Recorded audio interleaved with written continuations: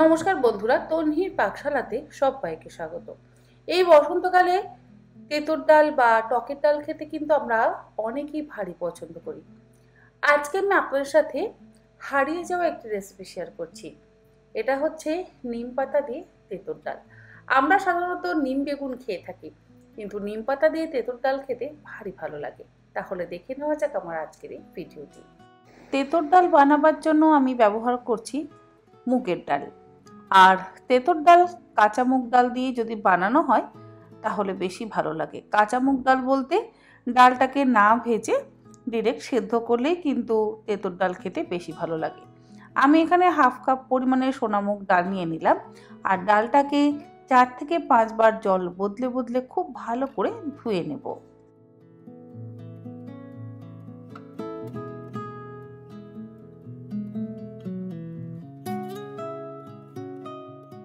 ডাল ধোয়া হয়ে যাওয়ার পর একটা বাটির মধ্যে আমি জল দিয়ে নিচ্ছি।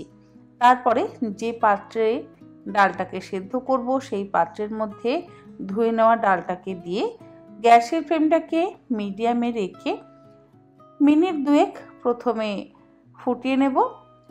ডালের ওপরে এই যে ফেনাটা উঠছে সেই ফেনাটাকে তুলে ফেলে দেব। তারপরে এই ডালের মধ্যে লবণ দেব। ডাল যদি লবণ দিয়ে সেদ্ধ করা হয় তাহলে খুব তাড়াতাড়ি কিন্তু সেদ্ধ হয়ে যায়। আর আমি প্রেসার কুকারে মুগ ডাল সেদ্ধ করছি না, বাটিতেই সেদ্ধ করছি। প্রেসার কুকারে সেদ্ধ করলে অনেক সময় দেখা যায় ডাল গলে যায়, আর ডাল গলে গেলে কেমন যেন একটা ফ্যান ফ্যান লাগে। সেই জন্য আমি ডালটাকে বাটিতেই আলাদা করে সেদ্ধ করছি।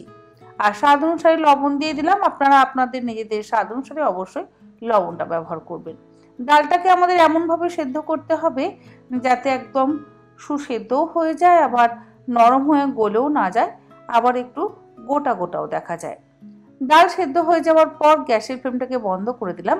আর আজকে আমি তেঁতুর ডালটা বানাবো কচি কচি নিম পাতা দিয়ে।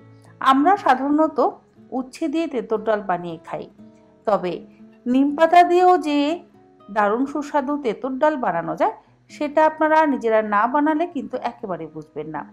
খুব অল্প উপকরণ দিয়ে বানানো হবে এই তেঁতুর ডাল, যেটা এই বসন্তকালে খেতে অসম্ভব ভালো লাগে। তবে নিম পাতা অসম্ভব তেতো, তাই খুব বেশি পরিমাণে ব্যবহার আমার মনে হয় না করার প্রয়োজন আছে। অল্প পরিমাণে একটু নিম পাতা আমি ছিঁড়ে নিলাম, তারপরে খুব ভালো করে ধুয়ে নেব। আর একদম কচি পাতাগুলো নিচ্ছি। আপনারা আপনাদের নিজেদের পছন্দ মতন এবং পরিমাণ মতন পাতা কিন্তু অবশ্যই ব্যবহার করতে পারেন। নিম পাতাগুলো ধুয়ে আমি জল ঝরিয়ে নিচ্ছি। আর ডালটাকে সাঁতলাবার জন্য বা সম্বার দেওয়ার জন্য আমি এখানে ব্যবহার করছি 1 চা চামচ পরিমাণে ঘি। ঘিয়ের বদলে আপনারা চাইলে অবশ্যই সর্ষের তেল দিয়েও ডাল সাঁতলাতে পারেন, তবে তবে মুগের ডালের সাথে ঘিয়ের এই কম্বিনেশনটা কিন্তু বেশি ভালো লাগে। গরম ঘিয়ের মধ্যে 1/4 চা চামচ পরিমাণে রাঁধুনি আর 8-10টা মেথি ফোড়ন দিয়ে দিলাম। সুন্দর গন্ধ বেরোলে এর মধ্যে আমি ধুয়ে জল ছড়িয়ে নেওয়া নিম পাতাগুলো দিয়ে দিচ্ছি। গ্যাসের ফ্লেমটাকে মিডিয়াম টু হাইতে করে দিয়ে ঘি দিয়ে নিম পাতাগুলোকে খুব ভালো করে ভেজে নিতে হবে। বেশ একটু মুচমুচে করে কিন্তু ভাজতে হবে। মুচমুচে করে ভাজলে তেতো ভাবটা কম হয়, বিশেষ করে নিম পাতার ক্ষেত্রে। তাই জন্য আমি গ্যাসের ফ্লেমটাকে বাড়িয়ে দিয়ে একদম মুচমুচে করে ভেজে নিলাম। খুব ভালো করে ভাজা হয়ে যাওয়ার পর এর মধ্যে দেব সামান্য পরিমাণে একটু হলুদ গুঁড়ো। হলুদ গুঁড়ো আপনারা চাইলে দিতেও পারেন, আবার চাইলে নাও দিতে পারেন। আমি খুব অল্প পরিমাণে একটু হলুদ গুঁড়ো দিয়ে দিলাম। এরপরে সেদ্ধ করে নেওয়া ডালটা দিয়ে দিলাম। এরপরে সমস্ত কিছু একসাথে খুব ভালো করে মিশিয়ে ফুটিয়ে নেব। আর আপনারা যতটা পরিমাণ ডাল ঘন বা পাতলা খেতে চান সেই অনুযায়ী কিন্তু গরম জল ব্যবহার করবেন। নিম পাতা আর হলুদ দিয়ে 2-3 মিনিট ডালটাকে ফুটিয়ে নেওয়ার পর অল্প একটু লবণ আমি এর মধ্যে ব্যবহার করেছি। যদিও ডাল সেদ্ধর সময় লবণ ব্যবহার করেছি, তবে যেহেতু সেই সময় অল্প ব্যবহার করেছিলাম সেই জন্য একদম স্বাদ অনুসারে লবণ ব্যবহার করলাম। আর আদা বাটার ব্যবহার বা আদার রসের ব্যবহার আমি করছি না, যেহেতু নিম পাতার খুব সুন্দর একটা গন্ধ আছে। তবে আপনাদের যদি ইচ্ছে হয় আপনারা অল্প একটু আদার রসের ব্যবহার করতেই পারেন।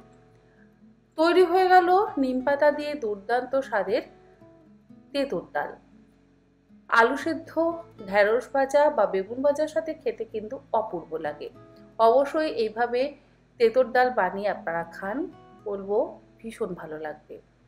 আজ তাহলে আসি, আবার হাজির হয়ে যাব অন্যদিন অন্য কোনো নতুন ধরনের আরও একটি রেসিপি নিয়ে। ভালো থাকবেন, সুস্থ থাকবেন, ধন্যবাদ।